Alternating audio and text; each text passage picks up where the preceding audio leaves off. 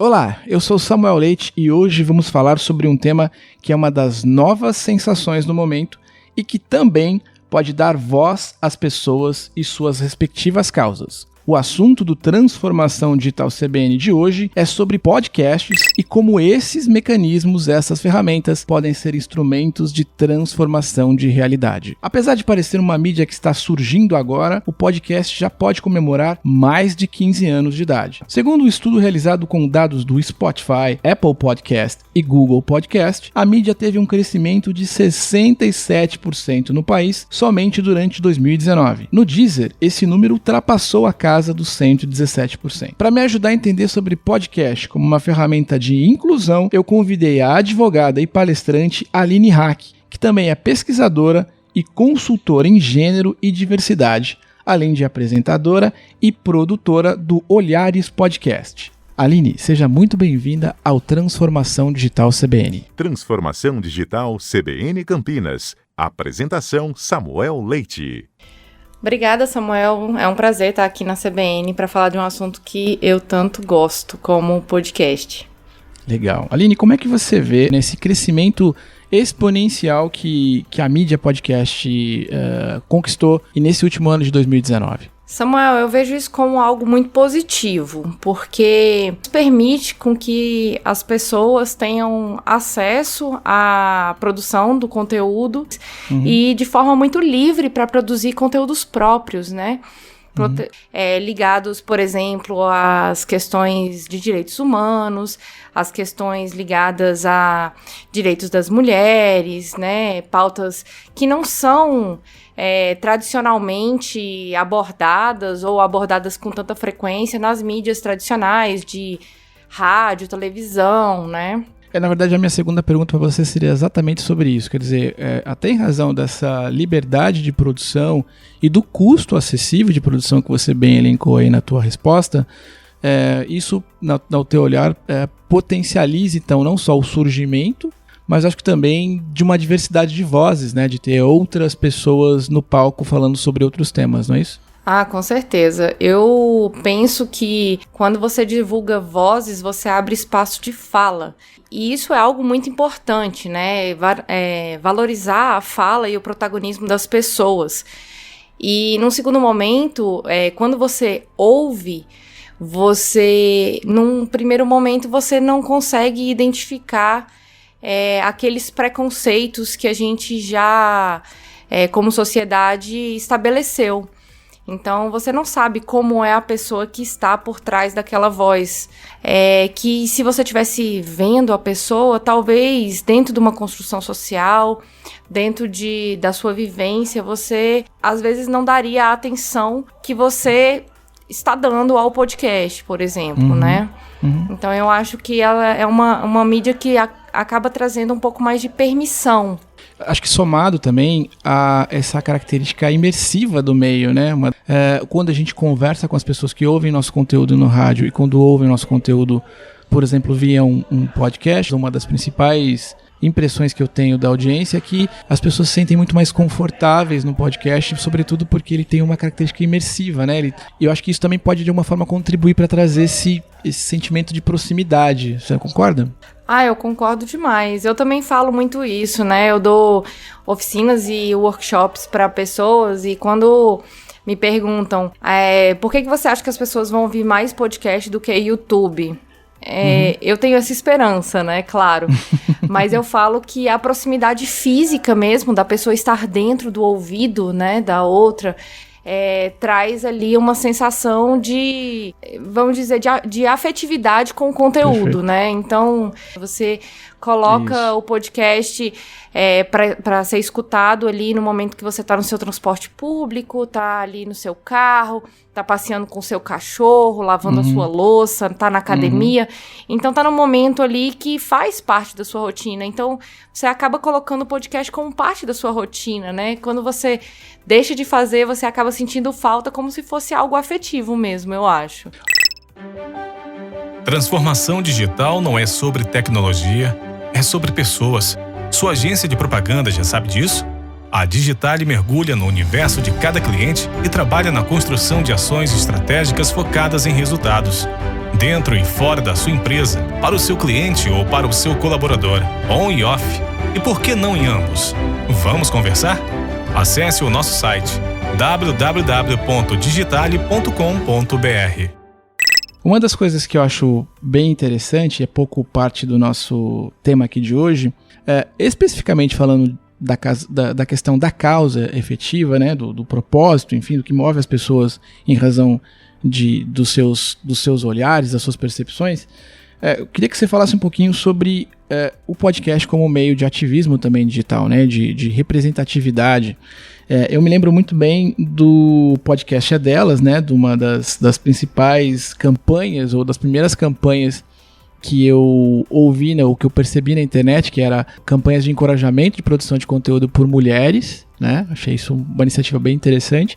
Queria que você falasse um pouquinho sobre elas e falasse sobre a tua, especificamente a campanha que você, junto com o teu grupo, enfim, com o teu time, acaba liderando, que é o Ativismo na Web. Enfim, queria te ouvir sobre as suas impressões, o seu olhar sobre como o podcast pode ser um instrumento de ativismo, de transformação de realidade também pelo meio digital. Bacana. O podcast É Delas é uma campanha que acontece no mês de março, que convida mulheres a produzir podcast, mas não só isso, convida produtores para terem a iniciativa de chamar mulheres para estarem imersas no podcast, né? Para falarem no podcast, né?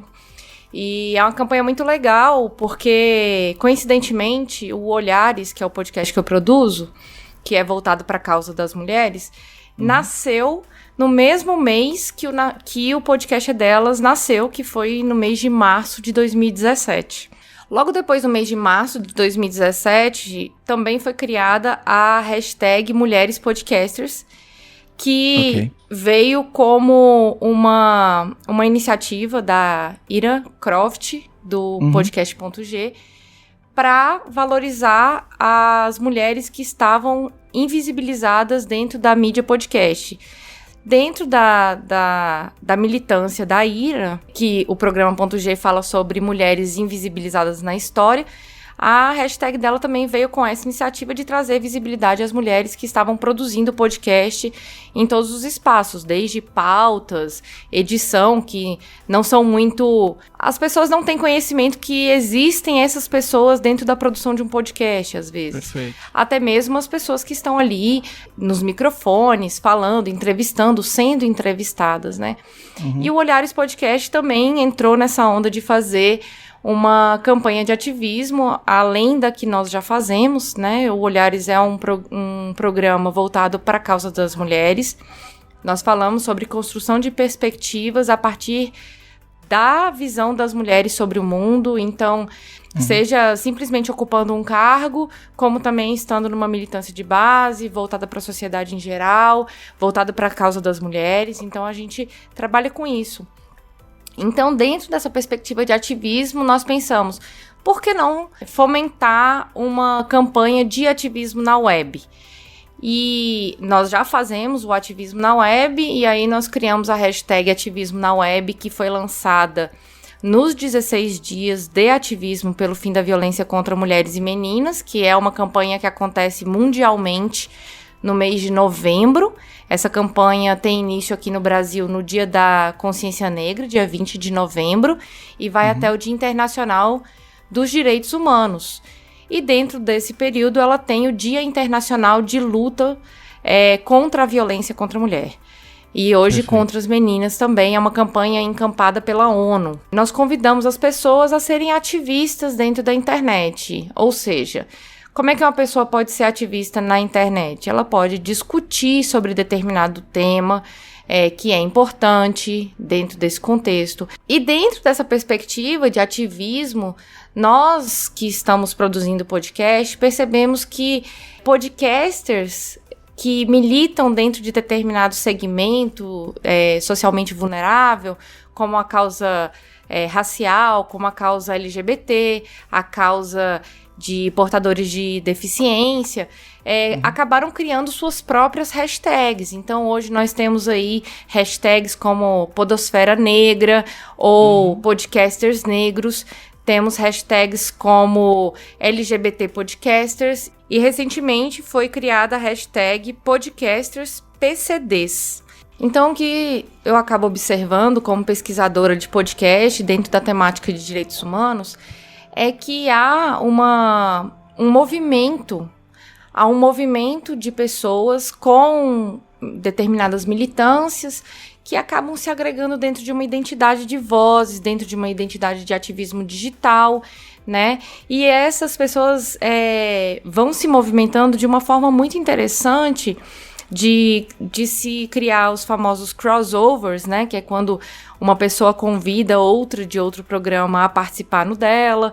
Então, não existe uma competição, mas sim uma forma de se agregar, de se reunir forças para uma causa que é mais importante, né? Então, essa construção coletiva, né? Cada produtor com as suas militâncias, com as suas vivências, com as suas experiências, até mesmo com competências profissionais, acaba trazendo uma nova forma de se discutir direitos humanos, acaba por se construir novas narrativas e novos discursos que acabam falando sobre esses temas sem falar diretamente sobre eles. Então, partindo do meu ponto de vista, do Olhares, por exemplo, nós falamos de feminismo em todos os episódios, mas nem todos os episódios têm o nome feminismo e tal assunto. Nós estamos falando sobre mulheres e água, por exemplo, que foi um episódio muito marcante para mim no ano de 2019. Uhum. Em todo o momento que a gente estava falando sobre a necessidade de se discutir a temática da água, do saneamento básico e a questão de gênero, nós estávamos falando de feminismo. Nós estávamos falando da necessidade de se incluir mulheres dentro das políticas públicas, nós estávamos falando sobre militância, sobre a desigualdade de gênero no alcance da água, mas não precisávamos estar falando toda hora que isso é feminismo, isso é feminismo, isso é feminismo. O que isso traz? Traz novas pessoas que, em um pequeno momento, podem ter um certo preconceito com o termo feminismo, mas que, a partir do momento que ela entende o que isso significa, ela passa a ter mais tranquilidade em acessar esse termo. Então, a partir do momento que pessoas negras, pessoas LGBTs, pessoas com deficiência estão discutindo sobre as mais diversas pautas, só pelo fato delas estarem ali sendo ouvidas e não necessariamente falando sobre esses temas, mas demonstrando que elas também podem falar sobre esses temas, que elas vivem neste mundo e têm percepções pessoais sobre esses temas, isso já é um tipo de militância, eu acredito. Você sabia que o podcast é a mídia ideal para conversar com o seu público? O número de ouvintes está crescendo dia a dia. Essa é uma ferramenta perfeita para alcançar mais visibilidade para o seu negócio em 2020. A Digitale atua desde 2010 na produção de podcasts para grandes marcas, desde a produção até a distribuição do conteúdo nas plataformas online. Acesse o nosso site www.digitale.com.br e venha crescer com a gente. Estou aqui com a Aline Hack, advogada, palestrante, pesquisadora e consultora em gênero e diversidade e apresentadora e produtora do Olhares Podcast. Aline, eu queria que você, na verdade, desse uma dica para a nossa audiência. Aposto que tem muitas meninas, muitas mulheres que estão nos ouvindo agora, que estão se identificando com essa nossa agenda, com essa nossa discussão, né, com essa nossa conversa. E o que é preciso hoje para uma garota, enfim, para uma mulher poder abrir para poder ter o seu podcast? O que a gente tem quais são as dicas e os passos para que não só as mulheres, não só as meninas, mas para que quem quiser dar voz ao seu tema, à sua casa, à sua agenda, possa ter o seu próprio podcast? Hoje, para você ter um podcast, você precisa essencialmente de 3 coisas: de um lugar, de um dispositivo para gravar a sua voz. Esse dispositivo pode ser um microfone, pode ser um microfone com computador, um celular. Você precisa ter acesso à internet para você divulgar o seu conteúdo. Esse conteúdo pode ser divulgado das mais diversas formas, desde um simples áudio de WhatsApp até mesmo uma hospedagem, um servidor próprio de podcast. E o terceiro, e o mais importante, é você ter disposição e tempo. Porque para fazer um podcast você precisa de um pouquinho de tempo para você se dedicar a pensar pautas, a gravar, né, e disponibilizar o seu conteúdo na internet. Muito bem. Bom, eu conversei aqui com a Aline Hack, advogada, palestrante, pesquisadora e consultora em gênero e diversidade e uma grande entusiasta de podcast. Aline, muito obrigado pelo teu tempo, pela tua disponibilidade e até uma próxima oportunidade. Obrigada, Samuel. Até a próxima. A indústria da realidade virtual, sempre muito presente nos jogos eletrônicos, vem sistematicamente se aproximando do cinema. A Tata Finoto, que nos ajuda aqui na produção do CBN Transformação Digital e também agora assume os microfones aqui como repórter aqui do programa, foi conferir detalhes da experiência de realidade virtual Alinha, que foi premiado recentemente no Festival Internacional de Cinema de Veneza. A experiência é um filme curta-metragem de 15 minutos em que o espectador consegue entrar na história e interagir. Tata, conta pra gente um pouco mais sobre essa novidade. Obrigada, Samuel. Olá, ouvinte do Transformação Digital CBN, tudo bem? Eu estou aqui no evento de lançamento da Alinha e para explicar essas novidades comigo, está aqui comigo o Ricardo Laganaro, que é diretor do curta. Olá, Ricardo, tudo bem? Tudo bom, e você? No episódio especial 14 do Transformação Digital CBN, nós falamos como a realidade virtual pode ir muito além dos games e a Alinha é exatamente um exemplo disso. Ricardo, conta pra nós o que é essa experiência e como é essa história que a Alinha conta. Bom, o Alinha a gente fala que é uma narrativa interativa que você faz com o corpo inteiro. Então você bota um óculos de realidade virtual e você é convidado a entrar num espaço que é um tamanho mais ou menos de um quarto, em que tem uma maquete de São Paulo na década de 40, e lá você vai conhecer o Pedro e a Rosa, que são os protagonistas, que vivem nessa maquete, presas no trilho da maquete, e você vai ter que mexer com botões, alavancas, manivelas, para fazer a maquete ganhar vida e você interagir com a história dos dois, né, que estão em trilhos diferentes, embora talvez quisessem estar no mesmo trilho. Eu fiz a experiência virtual, ela é incrível e ela foi premiada no Festival de Veneza. Como é que foi essa experiência de levar um produto brasileiro para Veneza para ser premiado lá? Foi incrível. Eu estou trabalhando já com realidade virtual desde 2012. E uma coisa que eu falo muito desde essa época é que é uma oportunidade meio única da gente fazer parte de uma revolução de tecnologia, comunicação e arte desde o começo, como quase a gente nunca teve chance antes, né? Se a gente aqui do Brasil quisesse fazer um filme em 1890 e pouco, a gente não ia conseguir.